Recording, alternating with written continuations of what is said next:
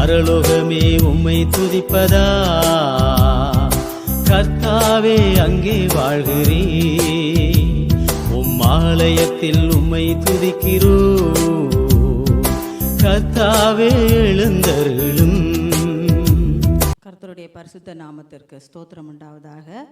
ஒருமுறை கூட தேவாதி தேவனை நோக்கி பார்க்கலாம். சகலத்தையும் படைத்து ஆளுகை செய்கிற தேவாதி தேவனே, உம்மை நன்றியோடு துதிக்கிறோம் ராஜா. இந்த வேலையை ஆசீர்வதித்து உம்மை ஆராதிக்க நீர் பாராட்டிய கிருபைக்காக உமக்கு நன்றி. இப்பொழுது உமது வார்த்தைக்காக காத்திருக்கிறோம் ராஜா. உமது வார்த்தையை தந்து நீர் எங்களை ஆசீர்வதிக்கும்படி நாங்கள் ஜெபிக்கிறோம். கர்த்தருடைய ஞானத்தினால் நிரப்பப்பட்ட தகப்பனே, எங்களுடைய எல்லா வழிகளிலும் நாங்கள் உண்மையே நினைத்து வெற்றியுள்ள ஒரு கிறிஸ்தவ வாழ்க்கை வாழ்ந்து பரம கானானை சுதந்திரித்து கொள்ள கர்த்தாவே நீர் எங்கள் ஒவ்வொருவரையும் பலப்படுத்தும்படி ஜெபிக்கிறோம். பரிசுத்த ஆவியானவரின் ஆளுகையும் உற்சாகத்தின் ஆவியும் எங்களை தாங்க செய்யும். தொடக்க முதல் முடிவரை நீர் மாத்திரம் மகிமைப்படும். எல்லா துதிகான மகிமைக்கு ஏறடிக்கிறோம். இயேசுவின் நாமத்தில் கேட்கிறோம், ஜெபம் கேளும் நல்ல பிதாவே, ஆமேன். இன்னைக்கு நம்ம வாழுகிற இந்த உலகத்தில் பயங்கரமாக அறிவு பெருத்து போயிருக்கிறது, அப்படி தானே?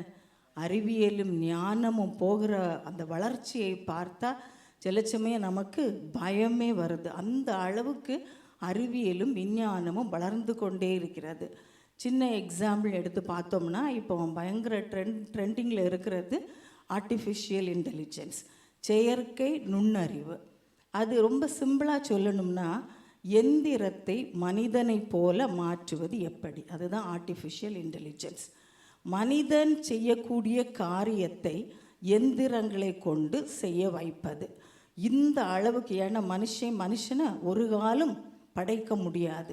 ஆனால் அவனுடைய அறிவு திறமையினால் அவனால் என்னெல்லாம் செய்ய முடியுமோ அவ்வளோத்தையும் செய்து கொண்டே இருக்கிறான். இதை பார்க்கும்போது நமக்கு சில சமயம் பயமாக இருக்கும். ஏன்னா நிறைய பயன்கள் இருந்தாலும் அதனால் நிறைய பாதிப்புகளும் இருக்கிறது.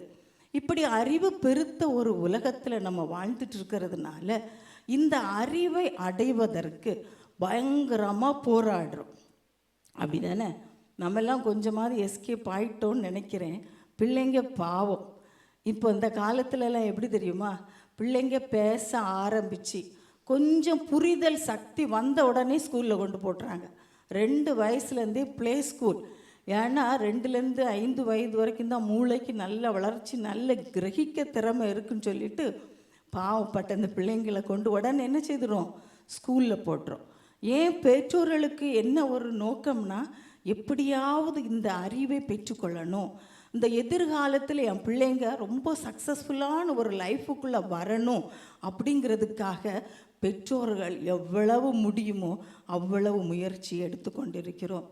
இந்த அறிவை, இந்த ஞானத்தை பற்றி வேதத்தில் மிகுந்த ஒரு ஞானி அவர் என்ன சொல்லுகிறார், இந்த ஞானத்தை நான் எப்படி பெற்றுக்கொள்வது, யார் இதை தருவது, நான் எப்படி ஞானத்தோடு வாழ்வது, அப்படி என்று இன்றைக்கி நம்ம பார்க்க போகிறோம். நம்ம எல்லாருக்கும் தெரிந்தது தான், வேதாகமத்தில் ஒரு சிறந்த ஞானி யார்? சாலமோன். சாலமோன் ராஜா தாவீது ராஜாவின் மகன். தாவீதுக்கு பிறகு ஆட்சியில் வருகிறார். அப்படி வரும்போது 1 ராஜாக்கள் 3ஆம் அதிகாரத்தில் இந்த நிகழ்ச்சியை நம்ம பார்க்கலாம். அவர் ஆட்சிக்கு வரும்போது அவர் சொல்கிறாரு, நான் போக்குவரத்து அறியாத சிறு பிள்ளையாக இருக்கிறேன். அப்படின்னா என்னது, எனக்கு அனுபவம் இல்லை, அரியணையில் ஏறிட்டேன் ஆனால் அனுபவம் இல்லை. அப்போ கர்த்தர் அவனுக்கு தரிசனமாகி உனக்கு என்ன வேணும்னு கேட்குறாரு. அப்போ சாலமோன் சொல்கிறாரு, இந்த ஜனங்கள் விசாரிக்க முடியாத அளவுக்கு திரளான ஜனங்களாக இருக்கிறாங்க, இவங்களை விசாரிக்க ஒருவனாலும் கூடாது, அதனால இவர்களை நான் நியாயமாய் விசாரிக்கத்தக்கவும் நன்மை தீமை எது என்று வரையறுக்கத்தக்க ஞானமுள்ள இருதயத்தை எனக்கு தாங்க அப்படின்னு கேட்குறாரு. அப்போ கர்த்தருக்கு ரொம்ப இந்த விண்ணப்பம் ரொம்ப பிடிச்சிருந்துச்சு. அவர் சொல்கிறாரு, நீ எனக்கு ஐஸ்வர்யத்தை தாங்க, என் பகைவனெல்லாம் நான் கீழாக்கி போடணும் அப்படின்லாம் கேட்கல, ஞானமுள்ள இருதயத்தை கேட்டால, அதனால் உனக்கு அப்படியே தருகிறேன், உன் ஞானத்துக்கு நிகரானவன் யாருமே இல்லை. எப்படின்னா, இதுக்கு முந்தியும் இல்லை, இனி பிறக்க போகிறதும் இல்லை. அவ்வளோ ஒரு பெரிய ஞானவானாய் கர்த்தர் அவரை மாற்றுகிறார். மாட்டிட்டு சொல்லுவார், நீ கேட்ட ஞானத்தை உனக்கு தந்துட்டேன், நீ கேளாத ஐஸ்வர்யத்தையும் மகிமையும் உனக்கு அடிஷ்னலா, ஓகே பலாஸ், உனக்கு ஃப்ரீயாக தர்றேன், வாங்கிக்கன்னு சொல்லிட்டு ஆசீர்வதிக்கிறார். அப்படி ஒரு ஞானத்தில் சிறந்து விளங்கிய ஒரு ஞானி தான் சாலமோன். இந்த சாலமோன் தன்னுடைய வாழ்க்கையின் அனுபவ பாடத்தில் இருந்து எழுதின புத்தகம்தான் நீதிமொழிகள். அவர் ஏறக்குறைய 3000 நீதிமொழிகளை எழுதுகிறார். இந்த நீதிமொழிகளில் நம்ம அதை இருந்து நிதானமாய் படித்தோம்னா தான் அதனுடைய ஆழத்துவம் நமக்கு புரியும். சின்ன சின்ன வாக்கியங்கள், நம்ம திருக்குறள் இருக்கு பாருங்க, 2 வரி தான் இருக்கும், பயங்கரமான தத்துவத்தை சொல்லும். அதே மாதிரி தான் இந்த நீதிமொழிகளும் சின்ன சின்ன வாக்கியங்கள், ஆனால் வாழ்க்கையின் பெரிய ஆழத்துவத்தை சொல்லும். எக்ஸாம்பிள், நீதிமொழிகள் 23:23 இப்படி சொல்லுகிறது, நீ சத்தியத்தை வாங்கு, அதை விற்காதே. Buy the truth but sell it not. சிம்பிளாக சொல்லிட்டார், சத்தியத்தை வாங்காத, வித்துறாத. 2 வாக்கியம்தான், ஆனால் அதில் எவ்வளவு ஆழமான கருத்து இருக்குது. நீ யாருக்காகவும் எந்த சூழ்நிலையிலையும் பைசாவுக்காகவோ எதற்காகவோ நீ என்ன செய்திடக்கூடாது, உண்மையை மாத்திரம் வித்து போட்டுறாத, எப்பவும் நீ சத்தியவானா இருக்கணும். இப்படி சின்ன சின்ன வாக்கியங்கள், ஆனால் ஆழமான வாழ்க்கைக்குரிய தத்துவங்களை சொல்லி தருகிறார். இந்த நீதிமொழிகள் இப்படி பல ஆலோசனைகள் நிறைந்த புத்தகமாக இருந்தாலும் அதனுடைய மைய கருத்து என்னன்னு சொன்னால் ஞானம், விஸ்டம். அதை பற்றி தான் முக்கியமாய் படுத்தி அவர் பேசுவார். எல்லாமே ஞானத்தை பற்றி தான் அவர் சொல்லுவார். ஞானம் என்பது என்ன, அறிவு என்பது என்ன? Knowledge and wisdom. அறிவு அப்படிங்கிறது கலெக்ஷன் ஆஃப் ஃபேக்ட்ஸ், இன்ஃபர்மேஷன். ஒரு காரியத்தை பற்றி நம்ம தெரிஞ்சுக்கிறோம். அதில் புக்கில் இருந்து படிச்சுக்கிடலாம், இதில் வேணாலும் படித்து நம்ம என்ன தெரிஞ்சுக்கலாம், ஒரு காரியத்தை பற்றி அந்த தொகுப்பு நம்ம அறிந்து கொள்ளும், அது அறிவு. ஆனால் ஞானம் என்பது practical application, right use of what we know. நாம் அறிந்து கொண்டோமே, அதை எப்படி நம்ம சரியான முறையில் செயல்படுத்துகிறோம் என்கிறது தான் ஞானம். நிறைய பேர் அறிவு நிறைந்தவர்களாக இருப்பார்கள், ஆனால் ஞானம் இல்லாமல் போய்விடும். பார்த்துருக்கீங்களா? நல்லா சம்பாதிப்பாங்க, நல்லா படித்தவங்களாக இருப்பாங்க, ஆனால் அவங்க வாழ்க்கையில் ஒன்றுமே இருக்காது, எல்லாத்தையும் இழந்து போகிறவர்கள். ஏன்னா அதை எப்படி தக்க வைத்து கொள்ளணுங்கிற ஞானம் அவர்களுக்கு இல்லை. இன்னைக்கு இந்த ஞானத்தை பற்றி தான் பார்க்க போகிறோம். இந்த ஞானத்தை நான் எப்படி பெற்றுக்கொள்வது, வேதாகமம் கூறும் ஞானம் என்றால் என்ன என்று நாம் பார்க்க போகிறோம். நீதிமொழிகள் 3ஆம் அதிகாரத்தை எடுத்துக்கொள்ளுவோம்.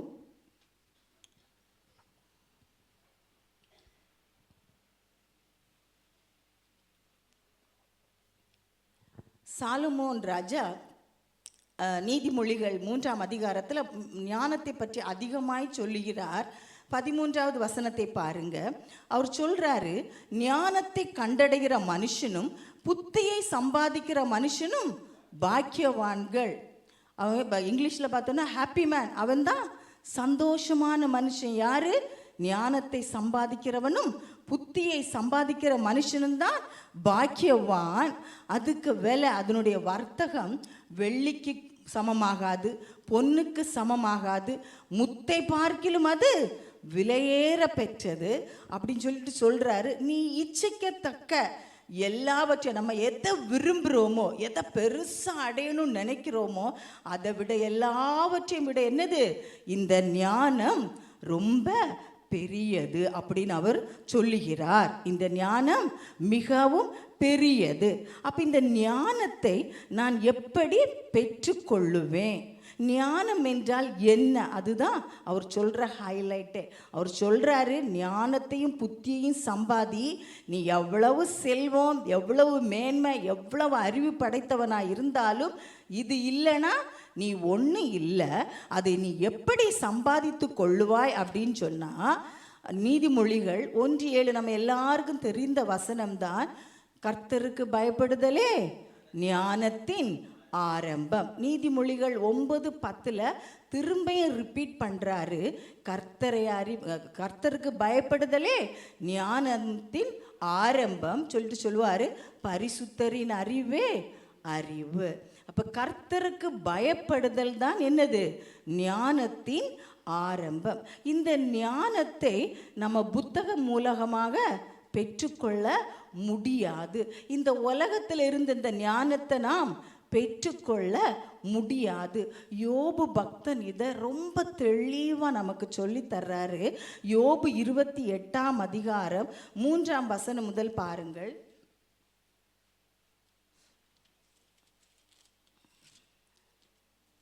யோபு 28:3 அதில் அவர் சொல்றாரு, மனுஷன் எவ்வளவு அறிவு படைத்தவன் சொல்றார் பாருங்க.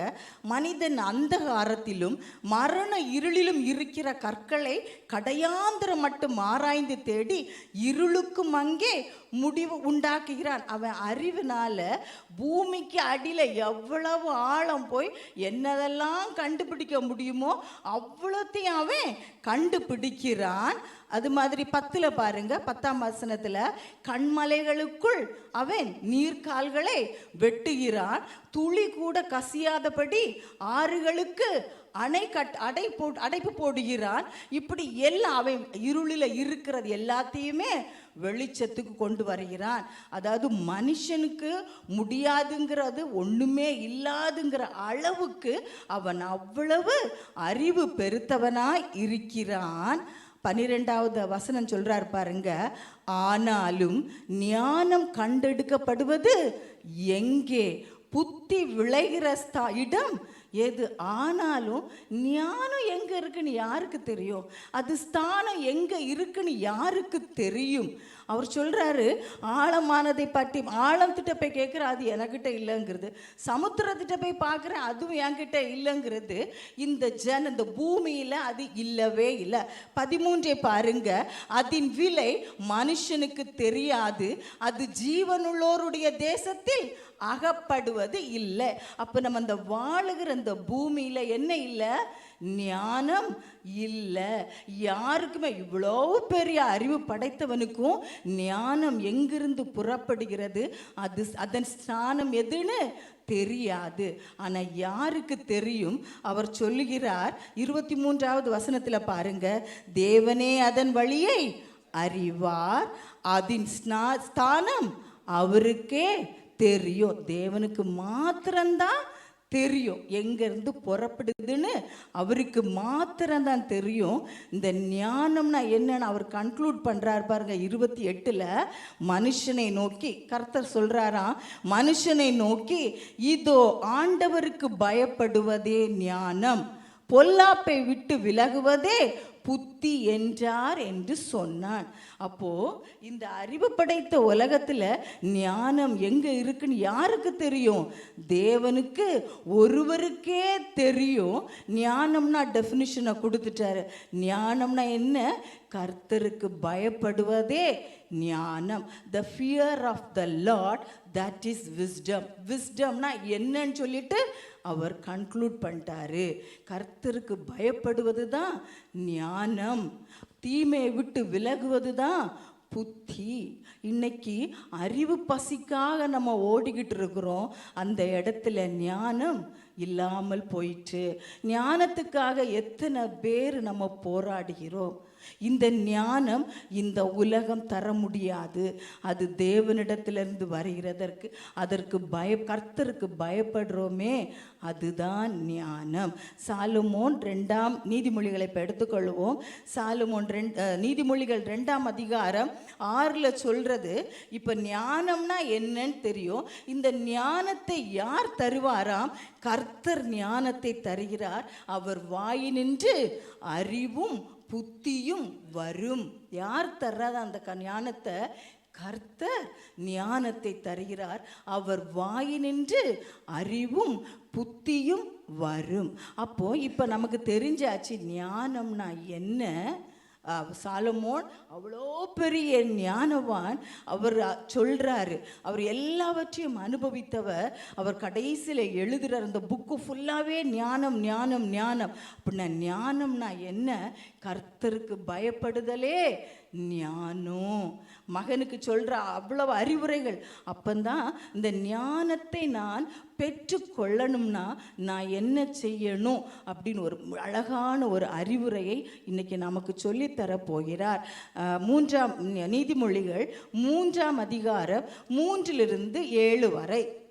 உன் சுய புத்தியின் மேல் சாயாமல் உன் முழு இருதயத்தோடும் கர்த்தரிடத்தில் நம்பிக்கையாயிருந்து உன் வழிகளெல்லாம் அவரை நினைத்துக்கொள். அப்பொழுது உன் பாதைகளை செவ்வைப்படுத்துவார். நீ உன்னை ஞானி என்று எண்ணாதே. கர்த்தருக்கு பயந்து தீமையை விட்டு விலகு. இந்த கர்த்தர் தருகிற ஞானத்தை நாம் பெற்றுக்கொள்ள வேண்டுமென்னால் என்ன செய்யணும்? நம்ம சுய புத்தியில சாயக்கூடாது. சாயாமல் என்ன செய்யணுமா? கர்த்தர் மேல் முழு இருதயத்தோடு நம்பிக்கை வைக்கணும். ஹாஃப் இல்லை. என்னால் முடிஞ்சதை நான் ட்ரை பண்ணிவிட்டு முடியலைன்னா உங்கள்கிட்ட வருவேன், பார்த்துக்கிடுங்க, அப்படி இல்லை. உன் முழு இருதயத்தோடு கர்த்தர் மேல் நம்பிக்கையாக இருந்து உன் வழிகளிலெல்லாம் அவரை நினைத்துக்கொள். நீ என்ன காரியம் செய்தாலும் அவர் என்ன சொல்கிறாரு, அவருடைய வார்த்தை என்ன சொல்லுது, அப்படி நீ அவரையே நினச்சிட்டு இருந்தேன்னா உன் பாதைகளை அவர் செவ்வைப்படுத்துவார்.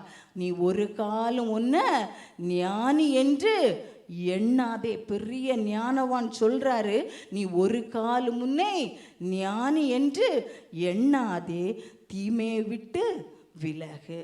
இப்படி தன் சுய புத்தியில் சாயாமல் கர்த்தரை சார்ந்து வாழ்வடைந்த ஒருவனும் தன் சுய புத்தியில் சாய்ந்து வாழ்வை இழந்து போன ஒருவரையும் பற்றி நம்ம பார்க்க போகிறோம்.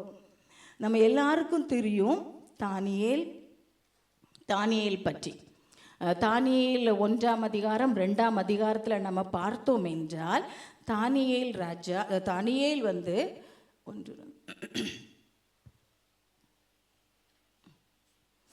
தானியேல் அது இஸ்ரவேலே யோயாக்கிம்ங்கிற ராஜா அரசாண்டுட்டு வர்றாரு. அப்போ பாபிலோன் ராஜா நெபுகாத் நேச்சர் என்ன செய்கிறாரு?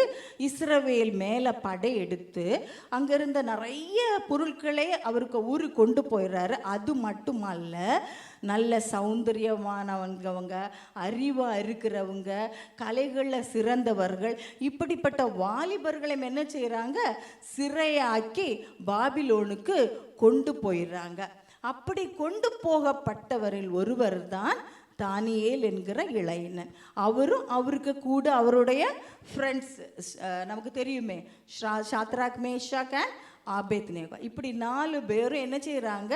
அந்த பாபிலோனுக்கு சிறையாக கொண்டு போகப்படுகிறார்கள். இப்போ நெபுகாத் நேச்சர் வந்து அந்த விசாரணைக்காரர்களுக்கு ஒரு ஆர்டர் பண்ணுறாரு. இப்படி கொண்டு வந்தவங்களுக்கு எல்லாம் நல்ல சாப்பாடு கொடுக்கணும். அந்த சாப்பாடு ராஜாக்க மேசையிலேருந்து போகும். அவர் சாப்பிட்றது, அவர் குடிக்கிற ரசம், அதில் ஒரு பங்கு இவங்களுக்கு. இப்படி 3 வருஷம் அவங்கள நல்லா போஷித்து வளர்க்கணும். அப்போ ராஜா முன்னுக்க கொண்டு வரணும். அவங்கள செலக்ட் பண்ணி எடுப்பாங்க. இப்படி ஒரு கட்டளையை கொடுக்குறாரு. அப்போது தானியேல் என்ன செய்கிறான்? 1ஆம் அதிகாரம் 8வது வசனம் பாருங்க. தானியேல் ராஜாவின் போஜனத்திலும் அவன் பானம் பண்ணும் திராட்சை ரசத்திலும் தன்னை தீட்டுப்படுத்தலாகாதென்று தன் இருதயத்தில் தீர்மானம் பண்ணிக்கொண்டு தன்னை தீட்டுப்படுத்தாதபடி பிரதானிகளின் தலைவிடத்தில் வேண்டிக் கொண்டான். தானியேல் என்ன செய்துட்டான்? அவன் ஒரு டிசிஷன் எடுத்துட்டான். என்ன ஆனாலும் சரி, இந்த போஜனத்தினால நான் என்ன செய்ய மாட்டேன், என்ன தீட்டுப்படுத்த மாட்டேன் என்று தீர்மானம் பண்ணி தீமையை விட்டு விலகுவதே புத்தி. நான் என்ன நடந்தாலும் தப்பு செய்ய மாட்டேன். இவன் எப்படி போயிருக்கான்? சிறை கைதியாட்டு கொண்டு போகப்பட்டிருக்கிறான். நம்மனா என்ன செய்வோம்? நிறைய சாக்கு போக்கு சொல்லுவோம்ல, என்ன செய்ய, எனக்கும் நல்லா வாழணும்னு ஆசை, ஆனால் வேலை பார்க்குற இடம் அப்படி இருக்க, அப்படி இப்படி போனாதான் நான் என்ன பண்ண முடியும்? சஸ்டெயின் ஆக முடியும். அதில் நெல்ல நிற்கணும்னா கண்ணை மூடிக்கிட்டு அதை இதை செய்துட்டு போனாதான் நான் நிலைநிற்க முடியும். அதுக்காகத்தான் இப்படி இருக்கிறேன், அதுக்காகத்தான் இப்படி சின்ன சின்ன தப்புக்கள் செய்கிறேன், இல்லை தப்புக்களை கண்டுக்க மாட்டேங்கிறேன், இப்படி அநேக சாக்கு போக்குகளை நம்ம வாழ்க்கையில் சொல்கிறோம். ஆனால் தானியேல் என்ன செய்தான்? என்னை எந்த காரணத்தை கொண்டும் தீட்டுப்படுத்த மாட்டேன் என்று அவன் தீர்மானம் பண்ணி அந்த தலைவன்கிட்ட வேண்டுதல் செய்கிறான். சரி சொல்கிறான், நீங்கள் எங்களுக்கு பருப்பு காய்கறி எல்லாம் தந்து பாருங்க, 10 நாள் தந்து பாங்க, எங்கள் முகம் வாட இருந்துருன்னா நீங்கள் சொல்கிறது போல் நாங்கள் கேட்டுக்கிறோம். ஏன்னா அந்த இவங்களை பார்க்குறவர் சொல்கிறாரு, இது என் ராஜாவாகிய ஆண்டவருக்கு பயப்படுறேன், அவர் என்ன தலையை வெட்டிடுவார் உங்களுக்கு ஏதாவது நடந்தா. இவன் சொன்னால் 10 நாள் எங்களுக்கு சான்ஸ் தாங்க. அந்த 10 நாட்களும் இதே மாதிரி நடக்குது. மற்ற எல்லாரையும் பார்க்கிலும் இவர்கள் புஷ்டியாகவும் நல்ல முகம் களையாகவும் இருக்கிறது. அப்படியே கண்டினியூ பண்ணுறாங்க. ராஜா முன்னுக்கு வரக்கூடிய நாள் வருகிறது. வரும்போது ராஜா பார்க்குறாரு, எல்லாவித புத்தியிலும், வேதம் சொல்லுகிறது, எல்லாவித புத்தியிலும் அவர் தெரிந்து கொண்ட அவங்க தேசத்தில் இருக்கிறவர்களை விட, ஜோஷியக்காரங்க, இந்த சொப்பனை விசாரிக்கிறவங்க, இவங்களை விட இவங்க 10 மடங்கு சமஸ்த நல்ல திறமை வாய்ந்தவர்களாய் இருந்தார்கள். 10 மடங்கு. இதை யார் கொடுத்தா அவங்களுக்கு? வேதத்தில் 17வது வசனம் பாருங்க, 1:17. இந்த 4 வாலிபருக்கும் தேவன் சகல எழுத்திலும் ஞானத்திலும் அறிவையும் சாமர்த்தியத்தையும் கொடுத்தார். தானியேலை சகல தரிசனங்களையும் சொப்பனங்களையும் அறியத்தக்க அறிவுள்ளவன் ஆக்கினார். யார் கொடுத்தா? தேவன் இந்த 4 பேரையும் தயார்படுத்தி வைத்திருக்கிறார். தானியேலுக்கு ஸ்பெஷலாட்டு தரிசனங்களையும் சொப்பனங்களையும் சொல்லக்கூடிய ஒரு திறமையும் தேவன் தந்தார். தேவனிடத்திலிருந்து ஞானம் வருகிறது. இப்போ இவங்களுக்கு ஒரு சேலஞ்சான ஒரு சிச்சுவேஷன் வருது.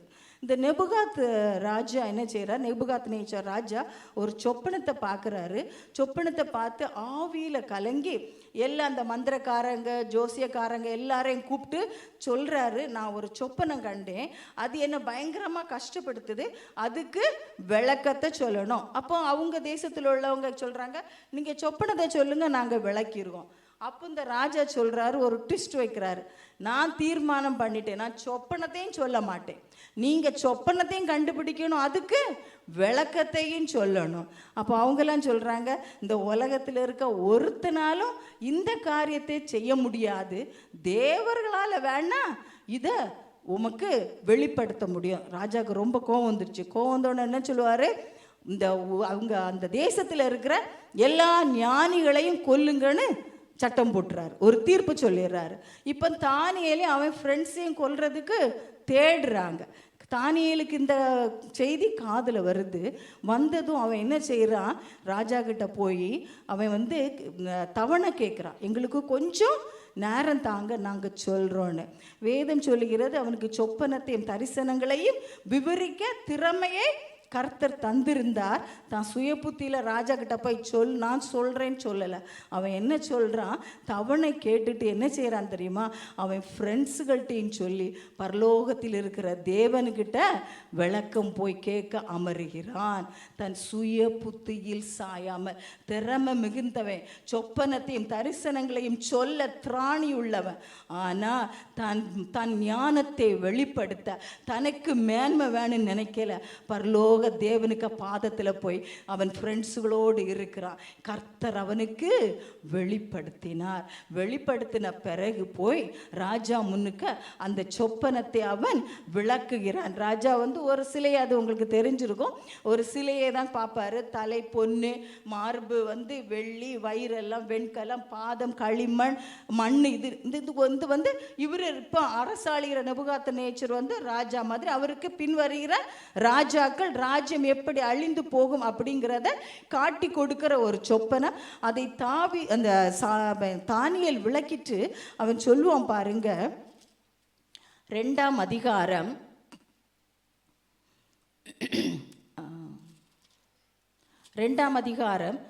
17 பாருங்க. 17லேருந்து நமக்கு தெரியும். தேவன் 18 அனனியா, மீஷாவேல், அசரியா எனும் தன்னுடைய தோழருக்கு இந்த காரியத்தை அறிவித்தான். பின்பு ராக்காலத்தில் தரிசனத்தில் தானியேலுக்கு மறைபொருள் வெளிப்பட்டது. அப்பொழுது தானியேல் பரலோகத்தின் தேவனை ஸ்தோத்தரித்தான். தானியேல் சொன்னது, தேவனுடைய நாமத்துக்கு என்றென்றும் உள்ள சதா காலங்களிலும் ஸ்தோத்திரம் உண்டாவதாக. ஞானமும் வல்லமையும் அவருக்கே உரியது. வெளிப்படுத்தணும்னா சாடி ஓடலை, எனக்கு தெரிஞ்சிச்சின்னு சொல்லிட்டு ராஜா கிட்ட ஓடலை, கர்த்தரை துதிக்கிறான். ஞானத்தை தருகிறவர் நீர். அவரே ஆழமும் மறைபொருளுமானதை வெளிப்படுத்துகிறார். இருளில் இருக்கிறதை அவர் அறிவார், வெளிச்சம் அவரிடத்தில் தங்கும். என் பிதாக்களின் தேவனே, நீர் எனக்கு ஞானமும் வல்லமையும் கொடுத்து நான் உம்மிடத்தில் வேண்டிக் கொண்டதை இப்பொழுது எனக்கு அறிவித்து ராஜாவின் காரியத்தை எங்களுக்கு தெரிவித்தபடியினால் உம்மை துதித்து புகழுகிறேன் அப்படின்னு சொல்லிட்டு அங்கே ராஜா கிட்ட போய் அதை சொன்ன உடனே அவன் எப்படி தெரியுமா சொல்லுவான்? 30வது ராஜா சந்தோஷப்பட்டதும் 30வது வசனத்தில், உயிரோடு இருக்கிற எல்லாரை பார்க்கிலும் எனக்கு அதிக ஞானம் உண்டென்பதினால் அல்ல. இந்த அர்த்தத்தை தேவன் எனக்கு வெளிப்படுத்தினது நான் எல்லாத்துலேயும் பெரிய ஞானின்னு காட்டுவதற்கு அல்ல. தன்னை தாழ்த்தி தேவனை மகிமைப்படுத்துகிறான். அப்போ அந்த ராஜா என்ன செய்வான்? நேச்சர் சிறை கைதியாக கொண்டு போகப்பட்ட ஒருவனுக்கு முன்பாக சாஷ்டாங்கமாக விழுவாங்க.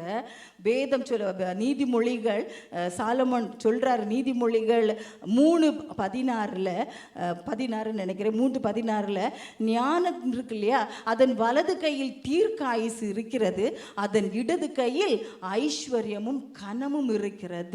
இன்னைக்கு அவன் ஒரு கைதி முன்னுக்கு ராஜா சாஷ்டாங்கமாக விழுந்து அவனை மகிமைப்படுத்துறான். அவனுக்கு எல்லா செல்வத்தையும் கொடுத்துகிறான். ஏன்னா தனக்கு திறமை இருந்த பிறகும் தன் சுய புத்தியில் சாயாமல் கர்த்தரை முழுமனதாய் நம்பி இந்த தேசத்துக்கு என்னை கொண்டு வந்து இவ்வளவு திறமையை தந்த தேவன் என்னை பாதுகாப்பாருங்கிற ஒரு முழு நம்பிக்கை கொண்டு அவனுடைய வழிகளிலெல்லாம் கர்த்தரை நினைத்து அவருக்கு மேன்மை செலுத்தினானே, கர்த்தர் அவனை கனப்படுத்தினார்.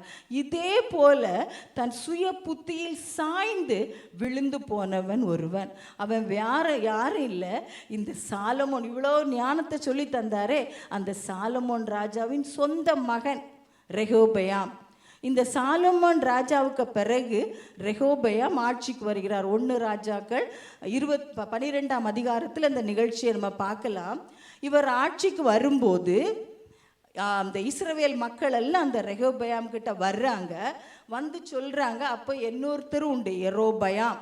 அவர் சாலமோன் ராஜாவுக்கு பயந்து எகிப்துக்கு ஓடி போயிருப்பார். இப்போ ரெகோபெயாம் அரசராக போகிறான் அப்படின்னு கேள்விப்பட்டு வர்றாங்க. எல்லாரும் வந்து இந்த ரெகோபெயாம்கிட்ட சொல்கிறாங்க, உங்கள் அப்பா எங்களை ரொம்ப கடினமாய் நடத்தினார், நீங்கள் அந்த கடுமையான அந்த காரியத்தை கொஞ்சம் லெகுவாக்கினா காலத்துக்கு நாங்கள் உங்களை சேவிப்போம்.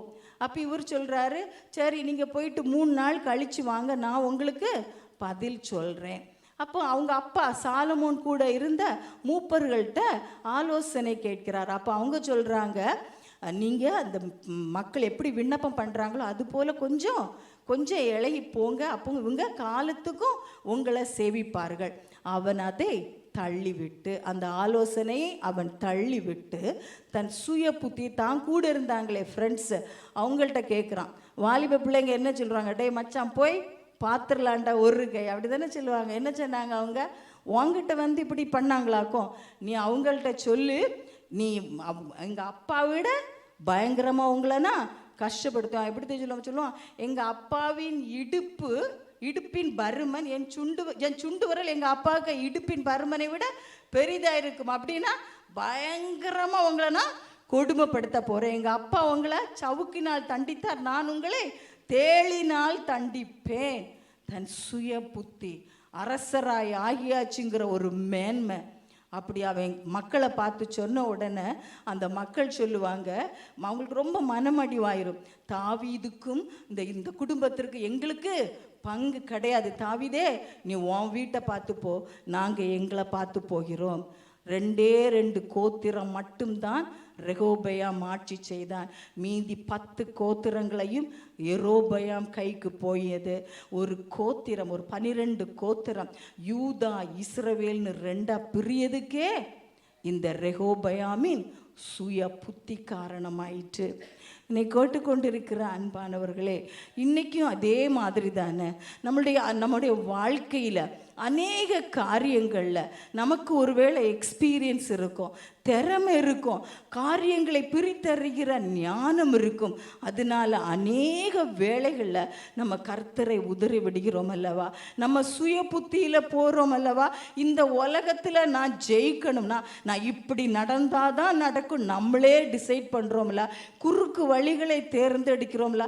எப்பெல்லாம் நம்ம சுய புத்தியில் சாயிரோமோ அப்பெல்லாம் நம்ம குறுக்கு வழியில் தான் போகிறோம். நம்ம பிள்ளைகளுக்கு அதை காட்டி கொடுக்கிறோமே. இன்னைக்கு பாருங்க, நம்ம ஒவ்வொரு பேரும் படித்து வரும்போது ஒவ்வொரு வகுப்பிலும் ஒவ்வொரு ஸ்டாண்டர்டுக்கும் ஒரு 10 புத்தகம், அடுத்தது செகண்ட் ஸ்டாண்டர்ட் போகும்போது அடுத்த 10 புத்தகங்கள், ஒவ்வொரு ஸ்டாண்டர்டுக்கும் எவ்வளவு புத்தகங்களை நம்ம பிள்ளைகளை படிக்க வைக்கிறோம், எப்படியெல்லாம் அவர்களுக்கு அறிவை திணிக்கிறோம். ஆனால் சகல ஞானத்தையும் சொல்லி தருகிற ஒரே ஒரு புத்தகம், பரிசுத்தரை அறிகிற அறிவு இந்த புத்தகத்தில் இருக்கு. இவ்வளவு நாள் தோன்றிய ஜனத்தொகைக்கும் இனி வருகிற ஜனத்தொகைக்கும் ஞானத்தை தருகிற ஒரே புத்தகம், ஒரே சிலபஸ். இது மாற்றமே இல்லை. உலகத்தில் இருக்கிற எல்லாருக்கும் யூனிவர்சிட்டியா பிரிச்சு இல்லை, அனைவருக்கும் தேவாதி தேவன் அவர் வார்த்தையை அருளிய ஒரே புத்தகம், ஞானத்தின் பெட்டகம். இது பொக்கிஷம். இதை கற்றுக்கொள்ள நான் எவ்வளவு தீவிரமாக இருக்கிறேன், என் பிள்ளைகளுக்கு நான் எவ்வளவு தீவிரமாய் கற்றுக் கொடுக்கிறேன். இந்த உலகத்தின் ஞானம் இந்த உலகத்தோடு முடிந்து போகும் அல்லவா, எதையுமே கொண்டு போகவில்லையே.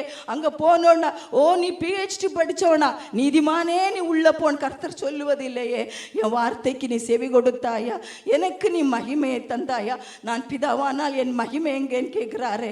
என் தேவனை நான் எல்லாவற்றிலும் மகிமைப்படுத்தினேனா, நான் செய்கிற சின்ன காரியமா இருக்கட்டும், அது பெரிய காரியமா இருக்கட்டும், என் வழிகளை எல்லாம் நான் அவரை நினைத்து கொள்ளணும். நான் ஒரு காரியத்தை செய்ய போகிறேன்னா, ஐயோ இதில் கர்த்தர் என்ன சொல்லியிருக்கிறாரு, ஆண்டவர் என்ன சொல்லியிருக்கிறாரு, பைபிள் என்ன சொல்லியிருக்கு, இப்படி செய்யக்கூடாதுன்னு சொல்லியிருக்கிறேன், அப்போ நான் அதை செய்ய மாட்டேன். என் வழிகள் எல்லாம் நான் அவரையே நினைத்து கொள்வேன், அவர் மேலேயே என் முழு இருதயத்தோடு நான் நம்பிக்கை வைப்பேன், கர்த்தருக்கு பயப்படுவேன். அப்படின்னு சொல்லும்போது கர்த்தர் ஒரு ஜெயமான வாழ்க்கையை தருகிறார். கர்த்தருக்கு பயப்படுதுன்னா என்னங்க, அவரை கண்டு ஓடி ஒழிகிறதா இல்லை.